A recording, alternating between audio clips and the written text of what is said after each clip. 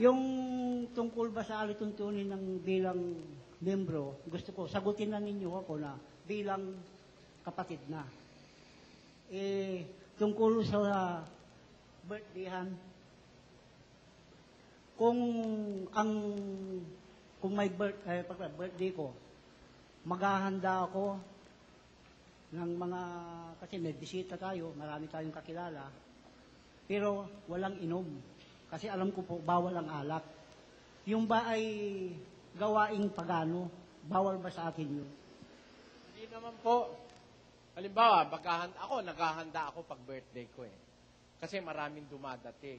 Kaya lang, ang pinaghahanda akong birthday, yung birthday ko sa Espiritu.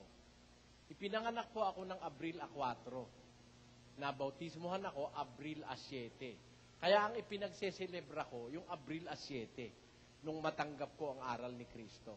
Yun ang birthday ko sa espiritual. Yun ang pinaghahanda ko. Hindi yun naman masama yun.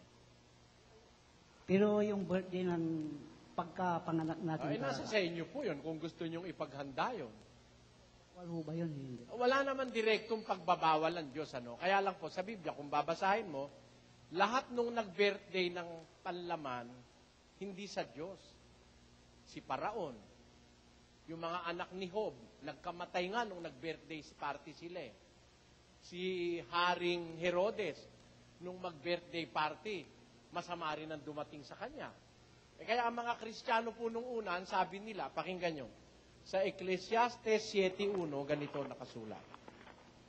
Ang mabuting pangalan ay maigi kaysa mahalagang ungguwento, at ang kaarawan ng kamatayan kaysa kaarawan ng kapanganakan. Mas mabuti pa raw po yung kaarawan ng kamatayan kaysa sa kaarawan ng kapanganakan. Eh.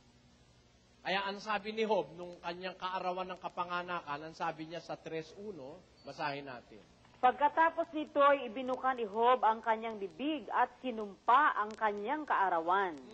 At si Job ay sumagot at nagsabi, maparam nawa ang kaarawan ng kapanganakan sa akin. Ayun, sinumpa ni Job eh.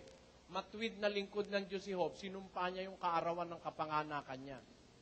Alam niyo kung alin ang mas mahalaga? Yung kapanganakan sa Espiritu. Kung lingkod ka ng Diyos, mas mahalaga po yun. Pero wala pong magbabawal sa inyo. Kung gusto niyo maganda sa birthday, para sa bisita, okay lang po yun.